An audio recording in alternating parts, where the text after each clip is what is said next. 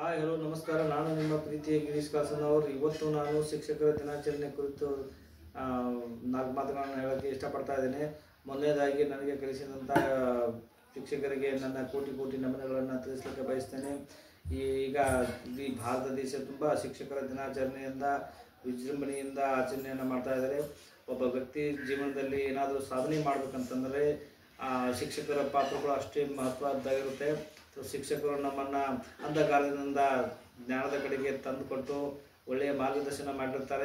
ಅವರ ಒಂದು ಸವಿ ನೆನಪಿಗಾಗಿ ಇವತ್ತು ದೇಶದೆಲ್ಲೆಡೆ ಶಿಕ್ಷಕರ ದಿನಾಚರಣೆಯನ್ನು ಆಚರಣೆ ಮಾಡ್ತಾ ಇದ್ದಾರೆ. ಮುಖ್ಯವಾಗಿ ಡಾಕ್ಟರ್ ಸರ್ವಪಲ್ಲಿ ರಾಧಾಕೃಷ್ಣನ್ ಅವರ ಒಂದು ಜನ್ಮದಿನವನ್ನು ಶಿಕ್ಷಕರ ದಿನಾಚರಣೆ ಕುರಿತು ಮಾಡಿದ್ದಾರೆ ಅಂತ ನಮಗೆ ತಿಳಿಸಲಿಕ್ಕೆ ಬಯಸ್ತೇನೆ. ಮೊದಲನೇದಾಗಿ ನಾವು ವ್ಯಕ್ತಿ ಎಷ್ಟೇ ದೊಡ್ಡವನಾದರೂ ಕೂಡ ಗುರುವಿಗೆ ನಾವು ಗುಲಾಮನಾಗಬೇಕಾಗುತ್ತೆ.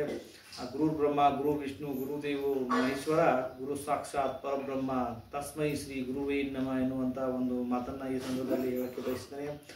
ಮುಖ್ಯವಾಗಿ ನಾವು ಜೀವನದಲ್ಲಿ ಏನಾದರೂ ಸಾಧನೆ ಮಾಡಬೇಕಾದ್ರೆ ಅದರ ಹಿಂದುಗಡೆ ನಮ್ಮ ಗುರುವಿನ ಒಂದು ಆಶೀರ್ವಾದ ಕೂಡ ಇದ್ದೇ ಇರುತ್ತೆ. ಗುರುವಿನ ಒಂದು ಬೆಂಬಲ ಇಲ್ಲದೆ ನಾವು ಜೀವನದಲ್ಲಿ ಏನೇ ಒಂದು ಸಾಧನೆ ಮಾಡಲಿಕ್ಕೆ ಸಾಧ್ಯ ಆಗುವುದಿಲ್ಲ ಅನ್ನುವಂಥ ಮಾತನ್ನು ತಮಗೆ ಹೇಳಕ್ಕೆ ಬಯಸ್ತೇನೆ. ನಾವು ಎಷ್ಟೇ ಜೀವನದಲ್ಲಿ ಬಿಜಿ ಇದ್ದರೂ ಕೂಡ ನಮಗೆ ಕಲಿಸಿದಂಥ ಶಿಕ್ಷಕರಿಗೆ ನಾವು ಚಿಗುರಿಯಾಗಿರೋಣ.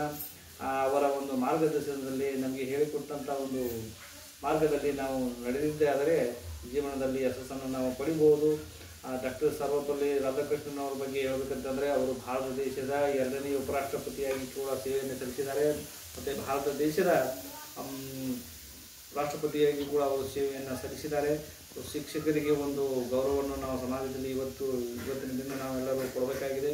ಶಿಕ್ಷಕರಿಗೂ ಒಂದು ದೇಶವನ್ನು ಕಟ್ಟುವಲ್ಲಿ ಅವರದೇ ಆದಂಥ ಒಂದು ಪಾತ್ರ ಇರುತ್ತೆ. ಒಂದು ವ್ಯಕ್ತಿ ಸಮಾಜದಲ್ಲಿ ಒಂದು ಸ್ಥಾನಮಾನ ಪಡ್ಕೊಳ್ಬೇಕಾದ್ರೆ ಅದಕ್ಕೆ ಮುಖ್ಯವಾಗಿ ಶಿಕ್ಷಕರು ಹಾಕಿಕೊಂಡಂಥ ಒಂದು ಮಾನವೀಯ ಗುರುಗಳಾಗಿರ್ಬೋದು ಅಥವಾ ನೀತಿ ಪಾಠ ಆಗಿರ್ಬೋದು, ಹೀಗೆ ಅವರ ಒಬ್ಬ ವ್ಯಕ್ತಿಯನ್ನು ಸರ್ವತೋಮುಖ ಅಭಿವೃದ್ಧಿಗೆ ಅವರು ಹಗಲಿರುಳು ಎನ್ನದೆ ಕಷ್ಟಪಟ್ಟು ಅವ್ರ ವ್ಯಕ್ತಿಯನ್ನು ಸದೃಢವಾಗಿ ಬೆಳೆಸಲಿಕ್ಕೆ ಶಿಕ್ಷಕರು ಕೂಡ ಮಾದರಿಯಾಗಿರ್ತಾರೆ. ಎಲ್ಲ ನನಗೆ ಕಲಿಸಿದಂಥ ಶಿಕ್ಷಕರಿಗೆ ಮತ್ತು ಶಿಕ್ಷಕರಿಗೆ ಮತ್ತೊಮ್ಮೆ ನನ್ನ ಹೃದಯಪೂರ್ವಕವಾದ ಧನ್ಯವಾದಗಳನ್ನ ಈ ಸಂದರ್ಭದಲ್ಲಿ ತಿಳಿಸಲಿಕ್ಕೆ ಬಯಸ್ತೇನೆ. ಮತ್ತೊಮ್ಮೆ ಹಾಯ್ ಫ್ರೆಂಡ್ಸ್, ಮತ್ತೆ ಹೊಸ ವಿಡಿಯೋಗಳೊಂದಿಗೆ ಬರ್ತೀನಿ. ಅಲ್ಲಿವರೆಗೆ ನಮಸ್ಕಾರ ಫ್ರೆಂಡ್ಸ್.